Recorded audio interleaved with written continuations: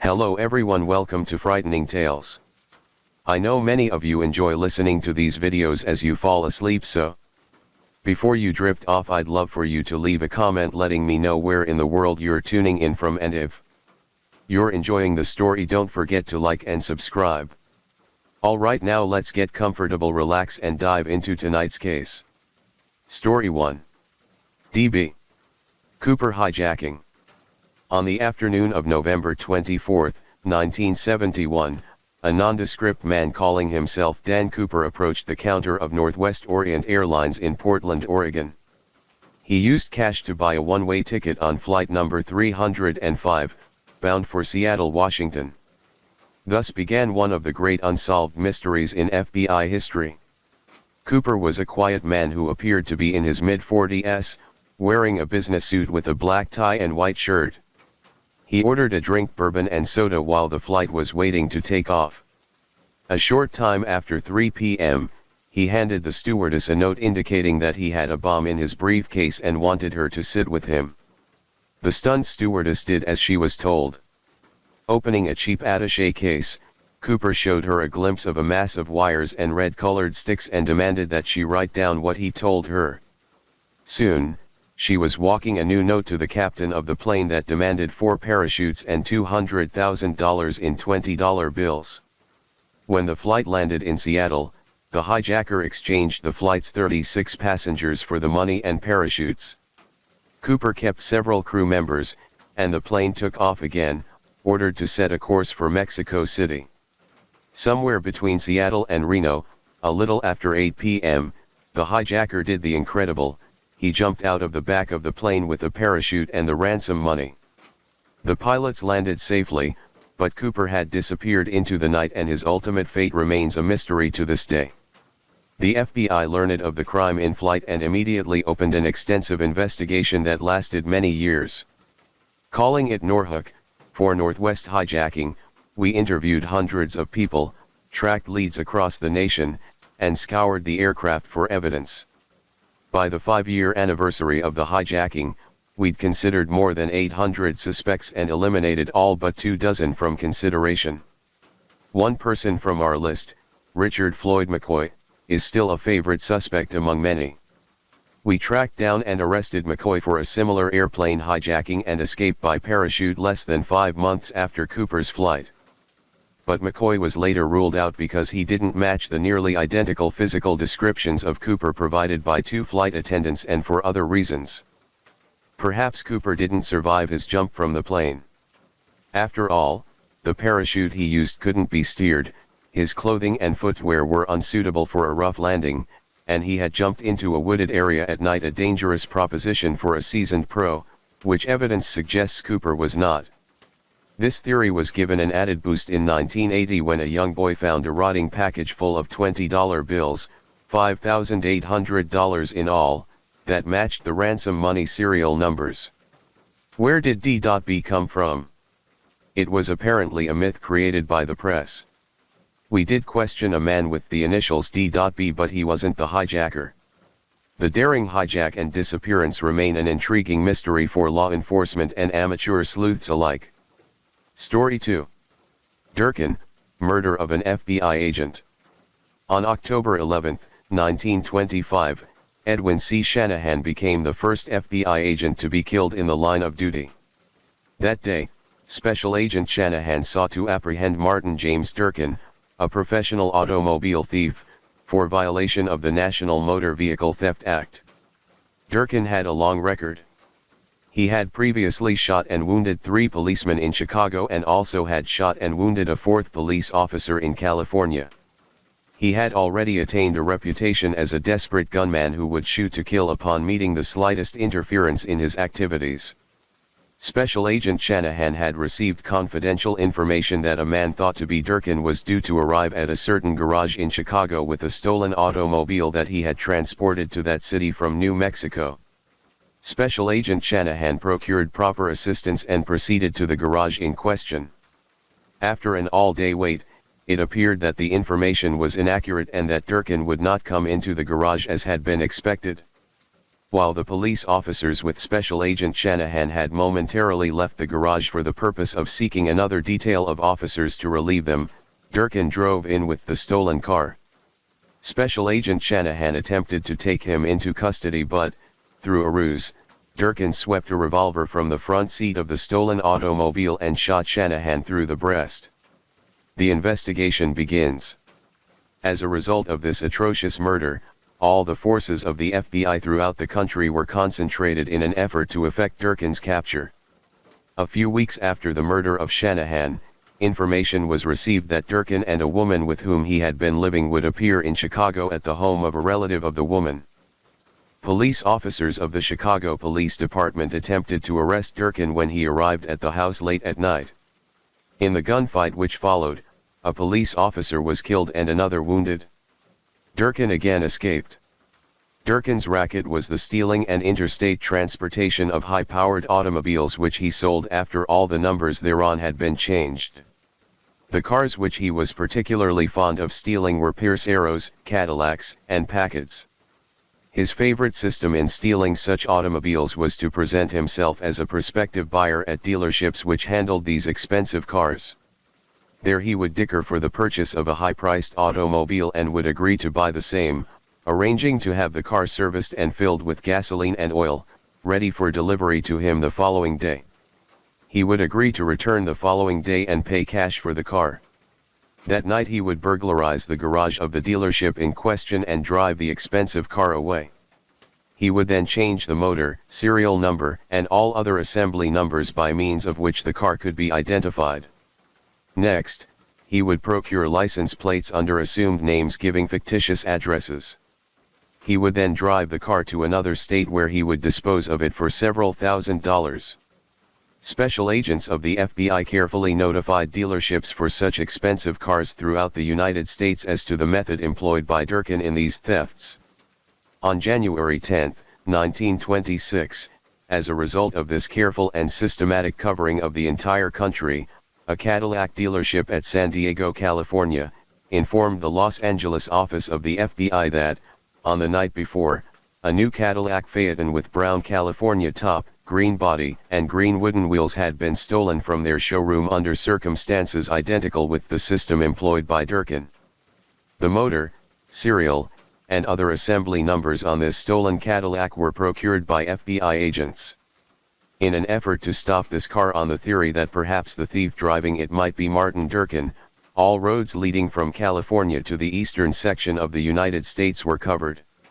This systematic covering of all highways was conducted by bureau agents in field offices at Los Angeles, Phoenix, Arizona, Denver, Colorado, El Paso, San Antonio, and Dallas, Texas, and Oklahoma City, Oklahoma. The transcontinental highways leading east were covered by shotgun squads day and night for almost a week to no avail. The Cadillac failed to appear. A close encounter. On Sunday, January 17, 1926, a sheriff in the town of Pecos, Texas noticed a green Cadillac parked on the streets. He accosted the young man who was at the wheel and asked him to identify himself. The young man was a very smooth talker and did not present the appearance of a hard-boiled gunman and murderer. He convincingly told the sheriff that his name was Fred Conley and that he was a deputy sheriff of Los Angeles, California. He also told the sheriff that he had been employed at Los Angeles as a movie actor and that he was then en route east with his wife. The sheriff asked him to produce papers showing ownership of the Cadillac, and the young man stated that those papers were in his luggage at the hotel. He told the sheriff that he would be glad to go for them and bring them back to the sheriff's office. The sheriff carefully observed the Cadillac before permitting this. He took a record of the motor number, license number, and other assembly numbers on the car and noticed in particular that it had red wooden wheels. The young man was carrying a pistol and had a .44 Winchester in the car, all of which lent color to his story that he was a Los Angeles deputy sheriff. Being disarmed by his innocent appearance and glib talk, the sheriff permitted him to go to the hotel in Pecos for the purpose of procuring and exhibiting the papers certifying ownership of the Cadillac. When the young man, describing himself as Mr. Fred Conley, a deputy sheriff from Los Angeles, did not return immediately with these papers, the sheriff proceeded to the hotel where he discovered that Mr. Conley had hurriedly entered the hotel, seized his baggage, and accompanied by the woman with whom he was registered, departed from Pecos at a high speed in the Cadillac.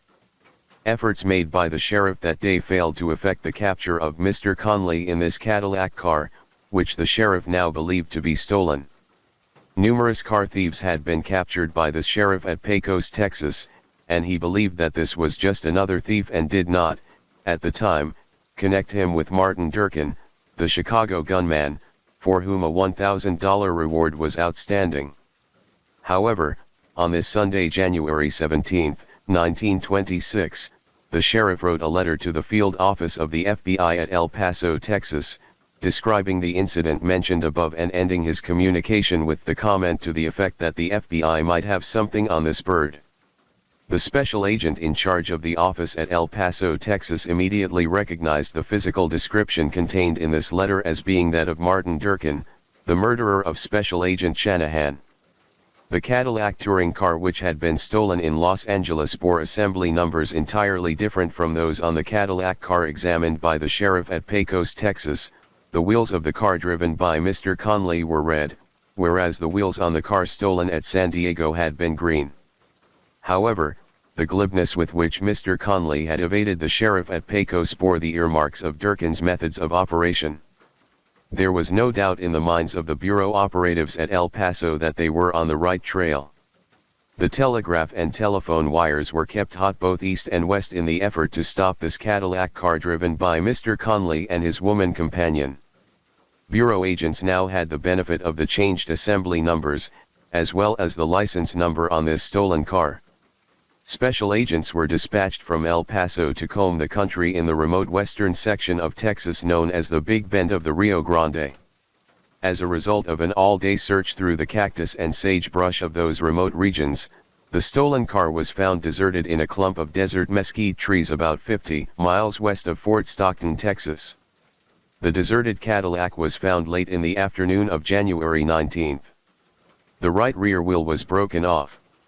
The fleeing murderer had the misfortune to get a punctured tire and, because of the high rate of speed at which he had been traveling, had lost the brand new extra tire from the rack in the rear. In desperation, he had continued driving on a flat tire with the result that the spokes in the wheel had finally broken, and he could proceed no further. Tests by bureau agents positively identified the Cadillac as the one which had been stolen at San Diego. A hurried investigation revealed information from a rancher nearby that he had hauled the smooth-talking stranger and the good-looking woman with him to the small town of Girvan, Texas. The stranger had said that they were going to catch a train at Alpine, Texas in the Davis Mountains, about 150 miles to the south, near the Mexican border.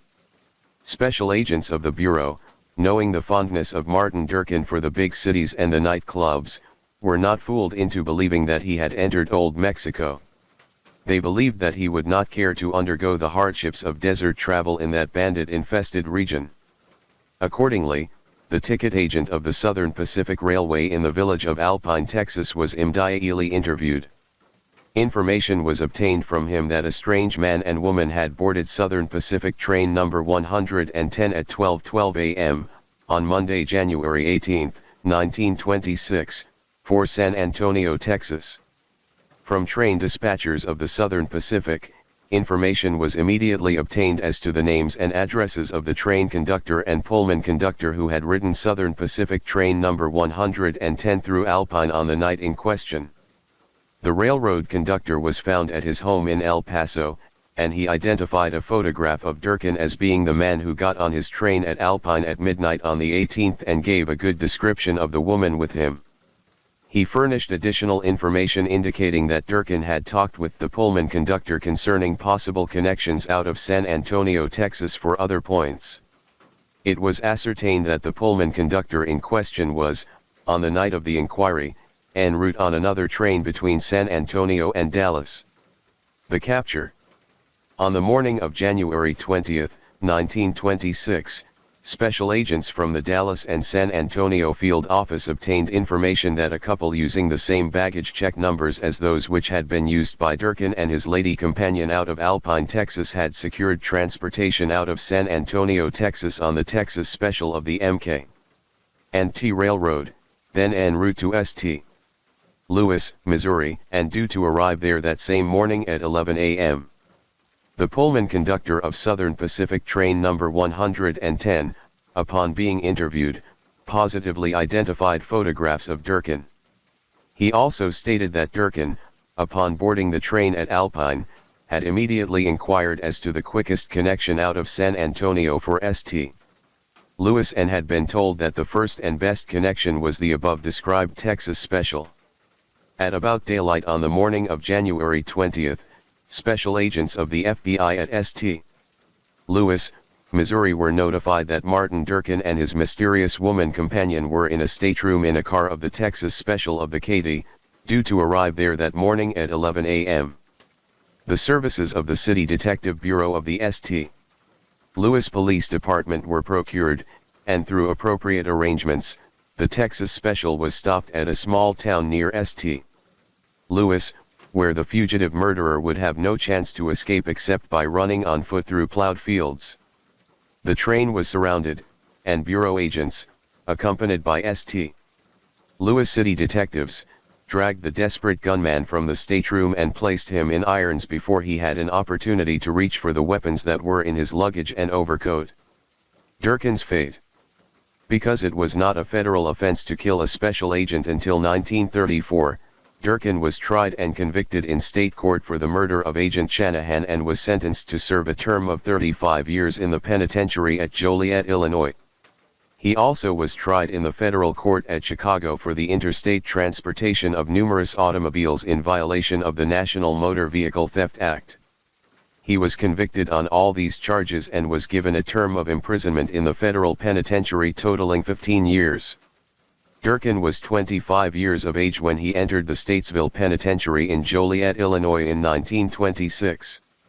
In 1946, he was taken to Leavenworth Federal Prison. He was 53 when he was released upon expiration of sentence on July 28, 1954. He died in 1981.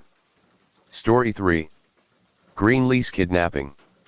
It was a terrible crime with a tragic outcome. In 1953, the kidnapping of a 6-year-old boy in a get-rich-quick scheme led to a massive investigation that captured the pair of culprits, but not before they did the unthinkable. Taken. At approximately 10:55 a.m. on September 28, 1953, Sister Morand of the French Institute of Notre Dame de Zion, a school for small children in Kansas City, Missouri, answered the door and was confronted by a woman who said she was the aunt of Bobby Greenlease. Robert Cosgrove Greenlease, Jr., known as Bobby, was 6 years old and the son of Robert Cosgrove Greenlease, Sr., a wealthy automobile dealer who resided in Mission Hills, Kansas City, Missouri. The woman informed Sister Morand that Bobby's mother had just suffered a heart attack and had been taken to St. Mary's Hospital. The woman appeared visibly upset and apologized to Sister Morand for her condition. Upon getting Bobby, Sister Morand told him that an aunt had called at the school for him, but she did not tell Bobby that his mother had suffered a heart attack. Sister Morand recalled that Bobby walked directly to the woman without hesitation, and there was nothing in his action or behavior to indicate doubt on his part that this woman was his aunt. As the woman left the school, she had an arm around Bobby's shoulder and was holding his hand. Sister Morand last saw them as they entered a taxicab. At approximately 11:30 a.m. that day, Sister Mart Hannah of the school called the Greenlease home to inquire about Mrs. Greenlease's condition, spoke to Mrs. Greenlease and at that time learned that the story told by the woman who called for Bobby was false. Mrs. Greenlease immediately called her husband, who rushed home and, after hearing the story of what happened, notified the chief of police in Kansas City, who in turn reported the matter to the FBI. Willard Pearson Creech, cab driver for the Toadman Cab Company in Kansas City, told authorities that shortly before 11 a.m. on September 28, 1953, a woman, whose description fit that of the woman who had called at the school, entered the cab and requested him to drive her to the school of Notre Dame de Zion. Upon arriving at the school, she told Creech to wait for her because she desired to be driven to the Cat's Drug Store at Westport and Main Streets in Kansas City. In approximately 6 minutes, the woman re-entered the cab accompanied by a small boy fitting the description of Bobby Greenlease. When Creech last saw them, they had stopped behind a blue 1952 or 1953 Ford sedan bearing Kansas license plates. Ransom demands. A few hours after the kidnapping, the Greenleases received the first ransom letter concerning the return of their son. The first letter, mailed special delivery and postmarked 6:00 p.m. on September 28, 1953, demanded $600,000 in $20 and $10 bills be placed in a duffel bag. The kidnappers promised Bobby's safe return in 24 hours and as long as there were no tricks in delivering the money. The second ransom letter was postmarked 9:30 p.m. on September 29, 1953. Inside the envelope in which this letter was mailed was the Jerusalem medal which had been worn by Bobby Greenlease. The letter again contained demands for $600,000 and stated that Bobby was okay but homesick. Overall, the Greenleases received over a half-dozen ransom notes and 15 telephone calls. The final communication between the Greenleases and the kidnappers was a telephone call received at 1 a.m. on October 5, 1953 at the Greenlease residence. The kidnappers stated that they had received the $600,000 ransom money and assured the Greenleases that their son was alive and that he would be returned in 24 hours. Unknown to the family, the kidnappers, Carl Hall and Bonnie Heddy, had killed the boy soon after the abduction and buried the body near Heddy's house in St. Joseph, Missouri. Then the two murderers took the ransom money and traveled approximately 380 miles to St. Louis, Missouri. On October 5, 1953, Hall purchased 2 metal suitcases and transferred the ransom money from the duffel bag to these suitcases, leaving the duffel bag in an ash pit in South St. Louis. Carl Hall took Bonnie Heddy, who was drunk, to an apartment he rented on Arsenal Street, also in St. Louis. Heddy immediately went to sleep, and Hall deserted her there, leaving only $2,000 of the $600,000 ransom money in her purse. On October 6, 1953, Hall purchased 2 large garbage cans and a shovel, placed them in a rented car and drove to Merrimack River in St. Louis County, where he intended to bury the ransom money. However, he could not find a suitable place. He left the cans in a deserted clubhouse and drove back to the Coral Courts motel where he was staying.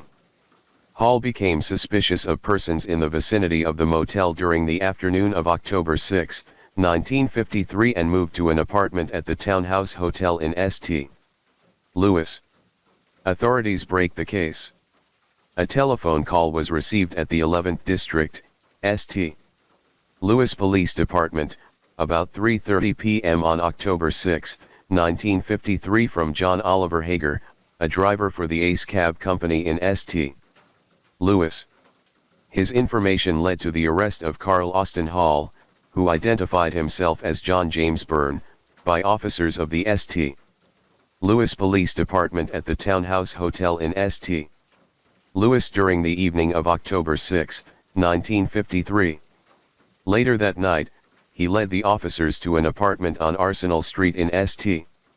Louis where Hall's girlfriend, Bonnie Emily Heddy, was taken into custody. Hall was interrogated by FBI agents and other law enforcement agencies several times after his arrest and emphatically insisted that practically all of the $600,000 ransom money was in his possession at the time he was arrested by the St. Louis Police Department.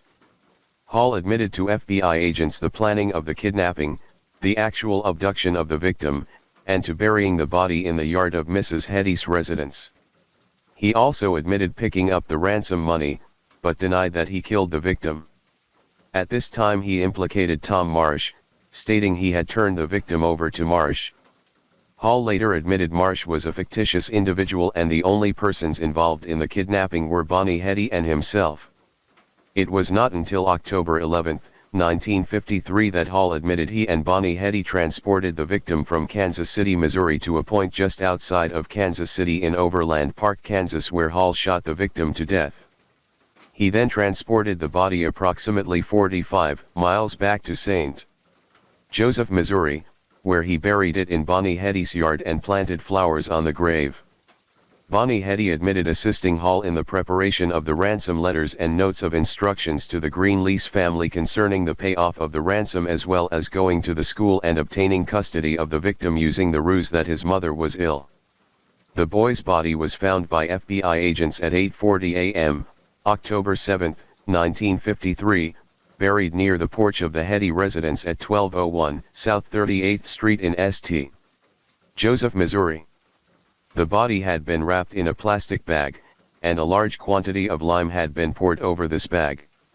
The Greenlease family dentist identified the body as that of Bobby Greenlease at 1:05 p.m. on October 7, 1953.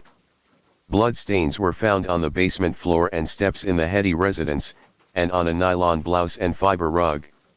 Some .38 caliber shell casings were also found in the house. These shell casings were examined by the FBI laboratory, and it was found that they had been fired from a .38 caliber snub-nose Smith & Wesson revolver in Hall's possession at the time of his arrest.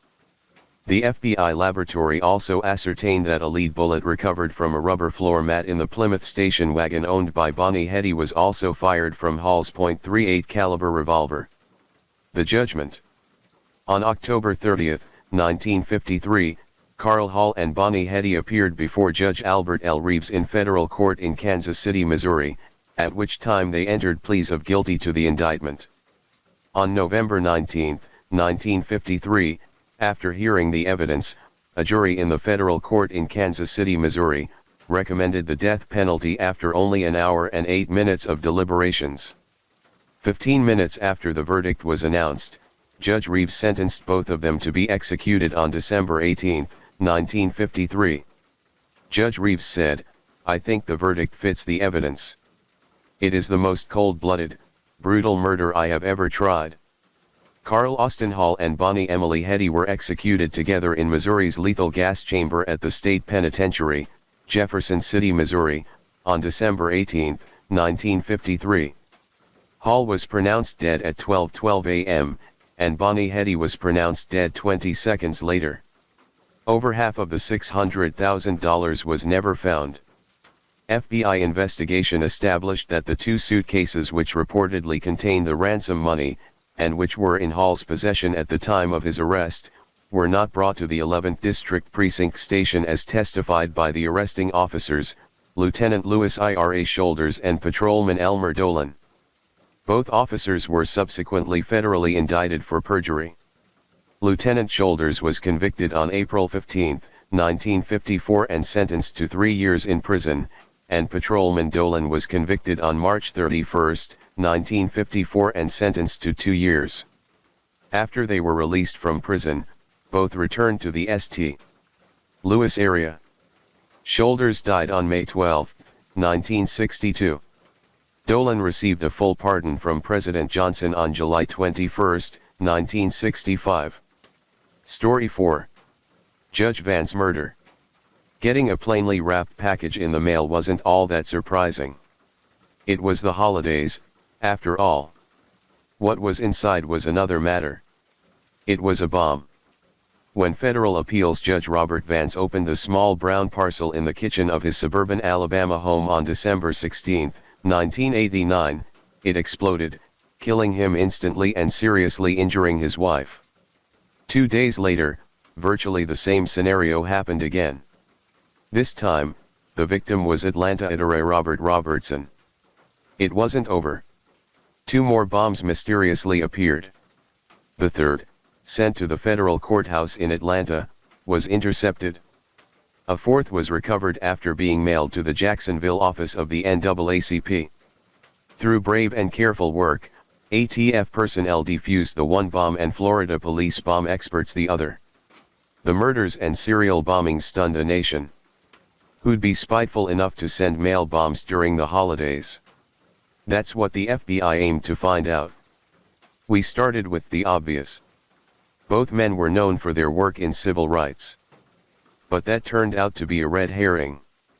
Meanwhile, with extensive help from U.S. postal inspectors, we'd gathered the remnants of the bombs and packages for our lab to analyze, learned the path the packages had taken through the postal system, and assembled a long list of suspects. A break came when an ATF expert was contacted by a colleague who had helped defuse one of the bombs. He thought it resembled one he'd seen 17 years before. And he remembered the name of the person who had built it, Walter Leroy Moody. With this lead, the Bureau and its partners began an extensive probe of the event's purchases, contacts, phone calls, etc., and ultimately linked both the exploded and unexploded bombs to each other and to Moody. Court-authorized surveillance of Moody at home and in jail, he talked to himself, provided additional evidence. Other leads were followed, suspects eliminated or linked to the crimes, and detailed analysis done on every bit of evidence, information, and trail that we came across. Over the next year, Moody's motive became clear.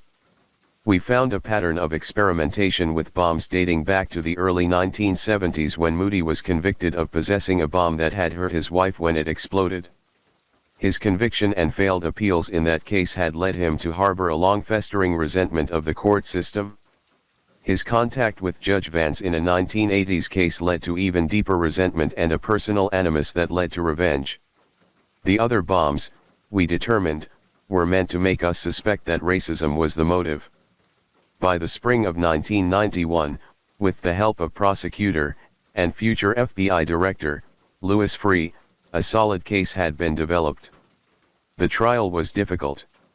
Moody had made every effort to conceal his connection to the bombings. On June 28, 1991, based on the extensive investigative work of the FBI, the ATF, the IRS, the U.S. Marshals, the Georgia State Police, and many others, the jury found Moody guilty of more than 70 charges and sentenced him to life in prison. He was executed in 2018. It ended up one of the largest cases in FBI history and an important one, as protecting our nation's judges is a responsibility we take very seriously. Story 5. Crook Diamond Theft. In 1959, the theft of a valuable diamond ring led the FBI on a chase across the country. Here's how we recovered the ring and caught the culprits. The ring. As diamond rings go, it was massive. The center blue-white stone weighed more than 33 carats and was roughly the size of a small marble. And it was surrounded by two smaller baguette-shaped diamonds on either side. Not surprisingly, the large ring was worth a small fortune, about $275,000 in 1959, the year this story takes place. Who owned it? An attractive woman named Vera Crook, a German actress and American baroness of sorts who'd come into a ton of money when she married and later divorced a wealthy German industrialist. Crook loved the ring and wore it everywhere, always snug on her finger. Who could blame her? The theft. All that changed the evening of April 10, 1959, on Crook's sprawling Spring Mountain Ranch about 26 miles southwest of Las Vegas. She and her foreman were finishing dinner when three men knocked on the door offering to blacktop her long driveway. Within seconds they'd forced their way in, ripped the ring off Crook's finger, to the point of drawing blood, and tied the pair blindfolded back to back with wire from a lamp. The robbers had done their homework. They rifled the ranch house like they knew it well, stealing along with the ring about $700,000 in cash, a revolver, and a camera. Crook and her foreman eventually got free, but because the battery-powered ranch phone was dead, they had to drive to the Las Vegas airport to call authorities. The FBI quickly got involved, under the assumption, which later proved correct, that the stolen diamond would be transported across state lines. The cross-country chase. The FBI's attention was soon directed to John William Hagginson, a fugitive wanted in connection with a similar robbery in California. Drawing on nearly a dozen field offices, we tracked Hagginson's zigzag moves across the country and eventually arrested him in Louisiana. We soon added other suspects to our list and were able to piece together the movements of the thieves from city to city, follow their trail across the map above. At the same time, all field offices had their ears to ground to see if the large stone would end up for sale. And it did, about 6 weeks later. An agent in Newark, New Jersey, heard a rumor from a criminal informant that a local grocer was asking around, trying to sell a big diamond. Bureau agents quickly located this man, and he led us to one of the 3 thieves, James Reeves, pictured. Agents searched his hotel room in Elizabeth and found the center diamond in the lining of his coat hanging in the closet. The 2 baguette diamonds were recovered from a jeweler in St. Louis during the course of the investigation. The conclusion: Hagginson, Reeves, and several other accomplices were brought to trial in November 1959. On November 20, Reeves and 2 others were found guilty. A few weeks later, Hagginson and the other suspects were convicted as well. Hagginson, the alleged mastermind, later beat the rap on appeal. With all diamonds recovered, Mrs. Crook was able to rebuild her ring. In 1968, after her death, it was bought at the then record auction price of $307,000 by Richard Burton for his wife Elizabeth Taylor. The ring was later sold after Taylor's death. Story 6. Why did Oscar Pistorius kill his girlfriend Reva Steenkamp? South African runner Oscar Pistorius was a global sports superstar, known around the world as the Blade Runner for the futuristic prosthetic legs he wore while competing in international track and field events. But, on February 14, 2013, the professional sprinter's life changed when he shot and killed his 29-year-old girlfriend Reva Steenkamp at his home in Pretoria, South Africa. Pistorius claimed he killed Steenkamp by mistake, after he thought he heard an intruder enter his bathroom in the middle of the night. Prosecutors, however, alleged Pistorius fatally shot Steenkamp after an argument. He was ultimately convicted of murder and sentenced to prison. Here's what to know about Pistorius and where he is today. Who is Oscar Pistorius?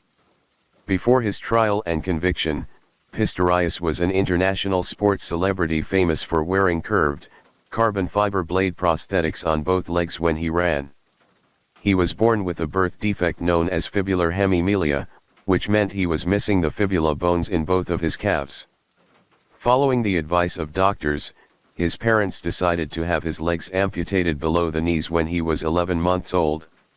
As a toddler, he learned to walk on fiberglass pegs. Throughout his childhood and adolescence, Pistorius played various sports, including water polo, tennis, and Olympic wrestling. After he injured his knee playing rugby, Pistorius took up running as a form of rehab. He quickly excelled at the sport. Pistorius was just 17 when he competed in his first Paralympic Games in Athens, winning gold in the 200-meter event and bronze in the 100-meter race. In 2012, Pistorius made history as the first double amputee to compete in the Olympics when he ran at the Summer Games in London. Controversy swirled over whether his prosthetics gave him an unfair advantage over other competitors. Pistorius did not earn a medal in London, but his story inspired many people around the globe, including fellow athletes. If something like that happens to you and you lose both legs, some people would give up, said Brishon Nelum, an American sprinter, after Pistorius made his Olympic debut. For him to continue to run, it's unbelievable. It's amazing. What crime did Oscar Pistorius commit? 6 months after the London Games, in the early morning hours of Valentine's Day in 2013, Pistorius fired 4 shots from a licensed 9mm pistol through the locked door of a toilet cubicle inside a bathroom at his home. Steenkamp, his girlfriend, was inside and died from the gunshot wounds almost instantly. 3 hollow-point expanding bullets struck Steenkamp, a South African model and paralegal, one in her right hip, another in her right arm and one in her head. Pistorius did not dispute that he shot and killed Steenkamp. But he and prosecutors disagreed on exactly what happened that night. Pistorius claimed the shooting was a tragic accident. At his 2014 trial, he said he was in bed sleeping next to Steenkamp when he heard the sound of an intruder opening a window in the bathroom. Without pausing to put on his prosthetic legs, he said he got out of bed and grabbed a gun. Pistorius testified in the trial that when he entered the bathroom, he heard another noise that sounded like someone opening the door to the toilet cubicle. Pistorius fired 4 shots, went back to the bedroom to find Steenkamp, but realized she was missing.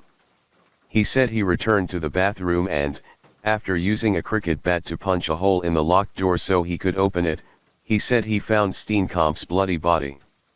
Prosecutor Jerry Nell, however, painted a very different story. He argued at trial that Steenkamp had taken refuge inside the toilet cubicle after the couple got into an argument, and that Pistorius intended to kill her. "You will blame anybody but yourself," Nell said to Pistorius during the 2014 trial. "You are lying. You just refuse to take responsibility for anything." Judge Thokozil Mosapa acquitted Pistorius of premeditated murder, but found him guilty of culpable homicide, an offense similar to manslaughter in the United States. She sentenced him to 5 years in prison. But South African prosecutors appealed and, in December 2025, an appeals court ruled that Pistorius was guilty of murder. Mosapa then sentenced Pistorius to 6 years in prison. "He's a fallen hero who has lost his career and is ruined financially," Mosapa said at the time. "The worst is that having taken the life of a fellow human being in the manner that he did, he cannot be at peace." Once again, prosecutors appealed, describing the sentence as shockingly too lenient. In November 2017, an appeals court increased Pistorius' sentence to 15 years, more than double the lower court's sentence. He was given credit for the time he had already served, which brought the time down to 13 years and 5 months. Where is Oscar Pistorius now? In January 2024, Pistorius was released on parole from the Atarajeveli Correctional Center, where he served his sentence. In South Africa, parolees do not wear monitoring devices. But officials say they are watching Pistorius closely. Until his sentence expires in 2029, Pistorius is required to remain in the Pretoria region, unless he gets permission from authorities to leave. He must perform community service and complete programs on anger management and violence against women. He is not allowed to drink alcohol, nor speak with the media. Since his release, Pistorius has been keeping a low profile. He is living with his uncle, Arnold Pistorius, in Waterkloof, a suburb of Pretoria. Steenkamp's family, meanwhile, is still grappling with her violent death. Her father, Barry, died at age 80 in September 2023. But her mother, June, continues to speak out against Pistorius, though she said in a victim impact statement that she has forgiven him. "There can never be justice if your loved one is never coming back, and no amount of time served will bring Reva back," June Steenkamp said in a January 2024 statement on behalf of the family after Pistorius was released on parole. "We, who remain behind, are the ones serving a life sentence." Story 7. The assassination of William Stewart. When one thinks of the world's most dangerous occupations, journalist is usually not at the top of any list. But the reality is that journalism can be a very dangerous profession, especially for foreign correspondents sent to cover riots and war zones in third world countries. Journalists were regularly targeted for death by the drug cartels in Colombia. During the 1980s and more recently, many journalists have been singled out by Islamic extremist groups. The 2002 beheading murder of American-Israeli journalist Daniel Pearl in Pakistan by an Al-Qaeda cell, which was filmed and broadcast to the world, was a stark reminder that reporters often take their lives into their own hands in search of a byline. The top journalists in the world know that their job can be dangerous, but most are willing to take the risks out of love for their profession and the potential to gain fame with a big story. American William Stewart was one such journalist. Stewart traveled the world during the 1960s and 70s to get the scoop on some of the most violent situations in the most lawless places. His desire to practice journalism in the face of danger ultimately led to his death on the streets of Managua, Nicaragua, in 1979. Turbulent Central America. Today, Central America is a place of poverty and gang violence, but during the 1970s and 80s the violence was driven by politics. Beginning in the late 1960s, the tiny Central American nations, which were largely ignored by the rest of the world before that time, became a new battleground in the ongoing proxy war between the United States and the Soviet Union. The US sponsored anti-communist regimes that were often corrupt and repressive in Guatemala, El Salvador, and Nicaragua, while the Soviets funded leftist groups throughout the region that were usually just as violent. The situation in Nicaragua was especially volatile. When Stewart was killed in 1979, the government of Nicaragua had been under the control of the Somoza family for over 60 years. The Somoza family came to power in 1912, and although only 3 of Nicaragua's presidents were actually from the family, Anastasio Somoza Debayle was the last Somoza to be president when the regime was overthrown in 1979. The family was always the power behind the office. The Somoza regime was known for being particularly corrupt and repressive, even among other Latin American dictatorships, which were known for their lack of human rights. The Somozas reveled in nepotism and excessive amounts of graft, and if anyone dared to speak against them, they were quickly jailed or simply disappeared. The Somozas gave favors to American companies and the US government, which turned a blind eye to the regime's corruption because it stood as a bulwark against communism in the Western Hemisphere. Despite the Somoza government's repressive tactics, or some would argue, because of them, opposition grew in the 1960s until it was full-scale rebellion in the 1970s. At the vanguard of the anti-Somoza rebellion was an organization known as the Sandinista Liberation Front, FSLN, often abbreviated as the Sandinistas. The Sandinistas formed in the 1960s as a left-wing political response to the Somoza regime, but as the Somozas became more repressive, the Sandinistas evolved into a guerrilla army by the late 1970s. The Sandinistas were not just a run-of-the-mill guerrilla outfit, they were funded and trained by the Soviet Union and Cuba, so they were a formidable foe. Numerous atrocities were committed by both sides. This was the situation that William Stewart was sent into when he was assassinated in 1979. William Stewart, known as Bill professionally and in his bylines, was born in West Virginia in 1941 to a middle-class family that nurtured his interests from an early age, which included journalism and world events.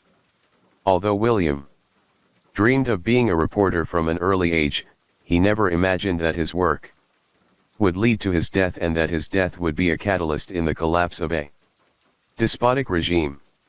Stewart did well in high school and then moved on to Ohio State University in 1963, where he earned a degree in journalism. In the 1970s, Stewart's first big job was with CBS television affiliate WCCO in Minneapolis, Minnesota. He was then hired by ABC News as a foreign correspondent, where he quickly earned a reputation as a solid reporter who was willing to travel to hotspots around the world in order to get scoops. Stewart's growing reputation earned him coveted yet dangerous assignments around the world, such as covering the 1979 Islamic Revolution in Iran. The results of the Islamic Revolution were enough to frighten many journalists away from covering volatile spots around the world, but the experience only seemed to invigorate Stewart, who looked for his next assignment. He found it in the war zone of 1979 Nicaragua, covering the Nicaraguan Revolution. When Bill Stewart was sent to cover the revolution in Nicaragua, he focused most of his reports on the growing leftist insurgency that was led by the Sandinistas. Stewart was not naive.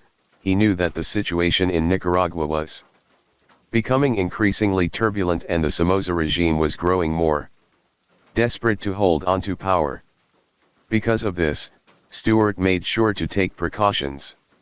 He always traveled with a Spanish translator, 26-year-old Juan Espinoza. And he made sure to always let belligerents from both sides of the war know that he was a member of the Foreign Press Corps.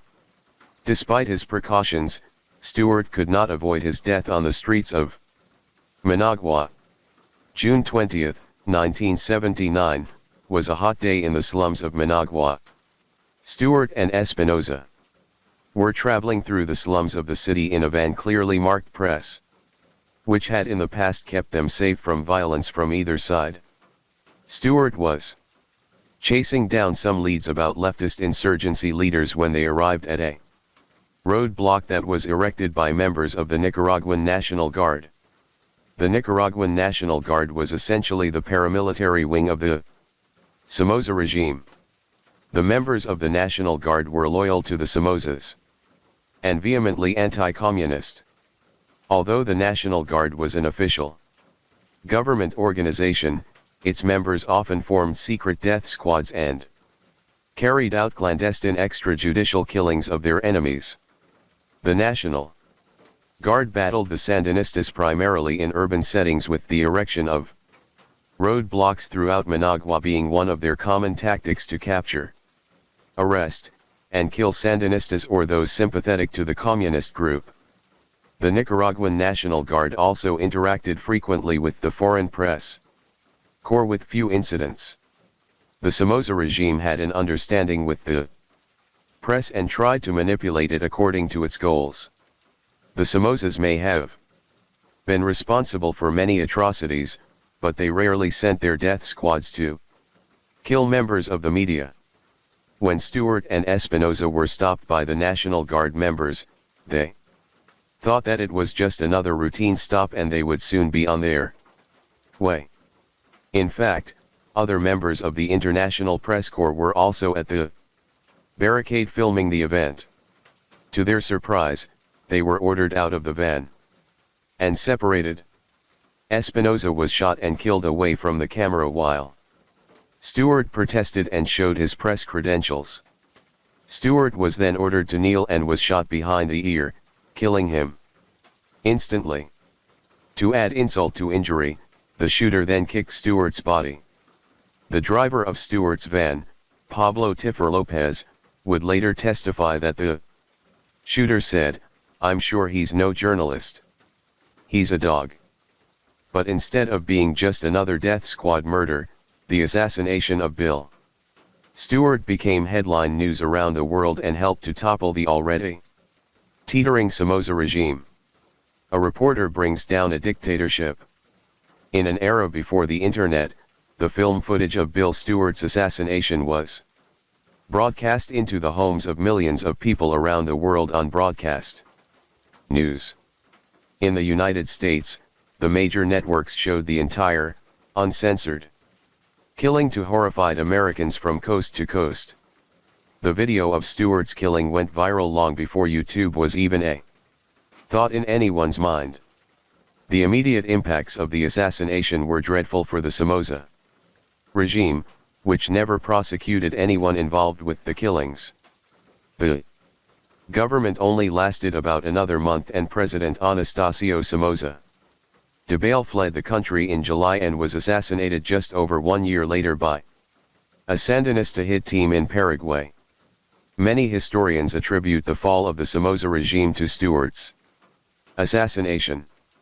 After the shocking film of his murder was broadcast on television, American support for the Somoza regime plummeted and President Jimmy Carter refused to give Somoza political asylum in the United States. Bill Stewart's assassination was clearly a case where one man changed the course of history. Unfortunately for Bill Stewart, the young reporter had to die in the process. Story 8. A finder of missing heirs. The professional prosecutor is continually surprised at the insignificant amount of crime existing in comparison with the extraordinary scope of criminal opportunity. To be sure, the number of crimes actually detected is infinitesimal, as contrasted with those committed, but even so the conviction constantly grows that the world is astonishingly honest when one considers the unlikelihood that any specific prospective offense will be discovered. How few dishonest servants there are, for example, out of the million or so composing that class of persons, who have an unlimited opportunity to snap up not only unconsidered trifles, but personal property of great value. The actual honesty of the servants is probably greater than that of the masters in the final analysis. Men are not only presumed to be innocent in the eyes of the law, but are found to be so, as a matter of daily experience, so far as honesty in the ordinary affairs of life is concerned, and the fact that we rely so implicitly upon the truthfulness and integrity of our fellows is the principal reason why violations of this imperative social law should be severely dealt with. If it were possible adequately to determine or deal with any such issue, mere lying should be made a crime. It is matter of constant wonder that shrewd businessmen will put through all sorts of deals, when thousands of dollars are at stake, relying entirely upon the word of some single person, whom they do not in fact know. John Smith is looking for a house. He finds one he likes with an old lady, who says her name is Sarah Jones, living in it, and offers her $40,000 for her real estate. She accepts. His lawyer searches the title and finds that Sarah Jones is the owner of record. The old lady is invited to the lawyer's office, executes a warranty deed, and goes off with the $40,000. Now in a great number of instances no one really knows whether the aged dame is Sarah Jones or not, and she perhaps may be, and sometimes is, only the caretaker's second cousin, who is looking after the house in the latter's absence. There are thousands of acres of land and hundreds of millions of money waiting at compound interest to be claimed by unknown heirs or next of kin.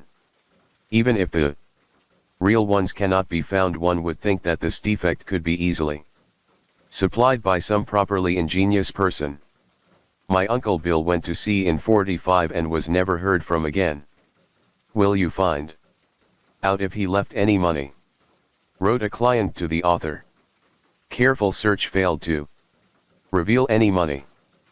But if the money had been found first, how easy it would have been to turn up a nephew. Yet the industry of producing properly authenticated nephews, heirs, legatees, next of kin and claimants of all sorts has never been adequately developed. There are plenty of agents who for a moderate fee will inform you whether or not there is a fortune waiting for you, but there is no agency within the writer's knowledge which will supply an heir for every fortune. From a business point of view, the idea seems to have possibilities. Some few years after the Civil War, a Swede named Ebbe Peterson emigrated to this country to better his condition. Fortune smiled upon him and he amassed a modest bank account, which, with considerable foresight, he invested in a large tract of unimproved land in the region known as the Bronx, New York City. In the summer of 1888, Peterson determined to take a vacation and revisit Sweden, and accordingly deeded all his real estate to his wife. Just before starting, he decided to take his wife and only child, a little girl of 10 or 12, with him. Accordingly they set sail from Hoboken Saturday, August 11th, upon the steamer Gazer, of the Thingvalla line, bound for Copenhagen. At 4 o'clock Tuesday morning, at a point 30 miles south of Sable Island and 200 miles out of Halifax, the Gazer, in the midst of a thick fog, crashed suddenly into a sister ship, the Thingvalla, of the same line, and sank. The thing Vala was herself badly crippled, but, after picking up 31 survivors, managed to limp into Halifax, from which port the rescued were brought to New York. Only 14 of the Gazer's passengers had been saved and the Petersons were not among them. They were never heard of again, and no relatives came forward to claim their property, which, happening to be in the direct line of the city's development, was in course of time mapped out into streets and house lots and became exceedingly valuable. Gradually houses were built upon it, various people bought it for investment, and it took on the look of other semi-developed suburban property. In the month of December, 1905, over 17 years after the sinking of the Gazer, a lawyer named H. Huffman Brown offered to sell at a bargain to a young architect named Benjamin Leviton 2 house lots adjacent to the southwest corner of 174th Street and Monroe Avenue, New York City. It so happened that Brown had, not long before, induced Leviton to go into another real estate deal, in which the architect's suspicions had been aroused by finding that the property alleged by the lawyer to be improved was, in fact, unbuilt upon. He had lost no money in the original transaction, but he determined that no such mistake should occur a second time. And he accordingly visited the property, and also had a search made of the title, which revealed the fact that Brown was not the record owner, as he had stated, but that, on the contrary, the land stood in the name of William R. Hubert. It should be borne in mind that both the parties to this proposed transaction were men well known in their own professions. Brown, particularly, was a real estate lawyer of some distinction, and an editor of what were known as the Old New York Civil Procedure Reports. He was a middle-aged man, careful in his dress, particular in his speech, modest and quiet in his demeanor, by reputation a gentleman and a scholar, and had practiced at the New York bar some 25 years. But Leviton, who had seen many wolves in sheep's clothing, and had something of the Sherlock Holmes in his composition, determined to seek the advice of the district attorney, and having done so, received instructions to go ahead and consummate the purchase of the property. He, therefore, informed Brown that he had learned that the latter was not the owner of record, to which Brown replied that that was true, but that the property really did belong to him in fact, being recorded in Hubert's name merely as a matter of convenience, because Hubert was unmarried, and that, moreover, he, Brown, had an unrecorded deed from Hubert to himself, which he would produce, or would introduce Hubert to Leviton and let him execute a deed direct. Leviton assented to the latter proposition, and the 14th of December, 1905, was fixed as the date for the delivery of the deeds and the payment for the property. At 2 o'clock in the afternoon of that day Brown appeared at Leviton's office, where a detective was already in attendance, and stated that he had been unable to procure Mr. Hubert's personal presence, but had received from him deeds, duly executed, to the property. These he offered to Leviton. At this moment the detective stepped forward, took possession of the papers, and invited the lawyer to accompany him to the district attorney's office. To this Brown offered no opposition, and the party adjourned to the criminal courts building, where Mr. John W. Hart, an assistant district attorney, accused him of having obtained money from Leviton by means of false pretenses as to the ownership of the property, and requested from him an explanation. Brown replied without hesitation that he could not understand why this charge should be made against him, that he had, in fact, received the deeds from Mr. Hubert only a short time before he had delivered them to Leviton, that Mr. Hubert was in New York, that he was the owner of the property, and that no fraud of any sort had been attempted or intended. Mr. Hart now examined the supposed deeds and found that the signatures to them, as well as the signatures to a certain affidavit of title, which set forth that William R. Hubert was a person of substance, had all been executed before a notary, Ella F. Bramman, on that very day. He therefore sent at once for Mrs. Bramman, who, upon her arrival, immediately and without hesitation, positively identified the defendant, H. Huffman Brown, as the person who had executed the papers before her an hour or so before. The case on its face seemed clear enough. Brown had apparently deliberately forged William R. Hubert's name, and it did not even seem necessary that Mr. Hubert should be summoned as a witness, since the property was recorded in his name, and Brown himself had stated that Hubert was then actually in New York. But Brown indignantly protested his innocence. It was clear, he insisted, that Mrs. Bramman was mistaken, for why, in the name of common sense, should he, a lawyer of standing, desire to forge Hubert's name, particularly when he himself held an unrecorded deed of the same property, and could have executed a good conveyance to Leviton had the latter so desired.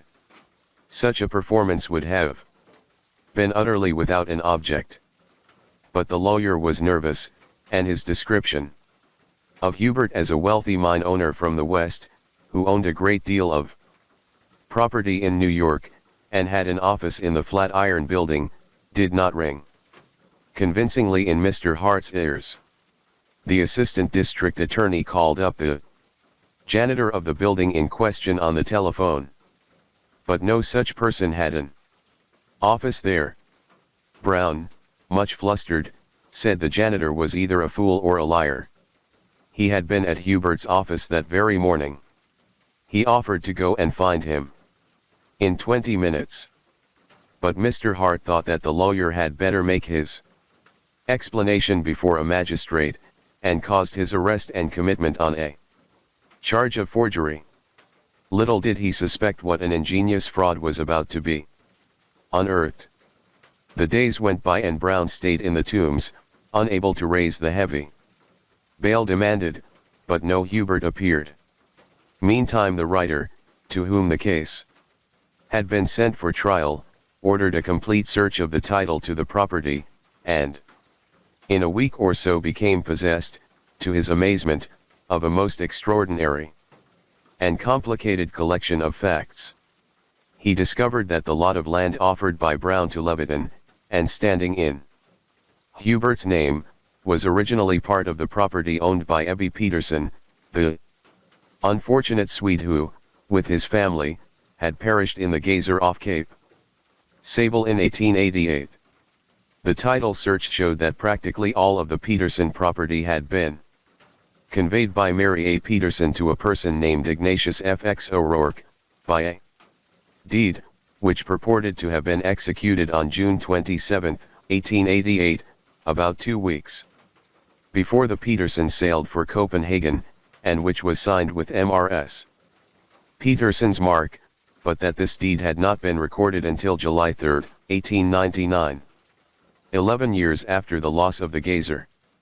The writer busied himself with finding someone who had known Mrs. Peterson, and by an odd coincidence discovered a woman living in the Bronx who had been an intimate friend and playmate of the little Peterson girl. This witness, who was but a child when the incident had occurred, clearly recalled the fact that Ebbe Peterson had not decided to take his wife and daughter with him on the voyage until a few days before they sailed.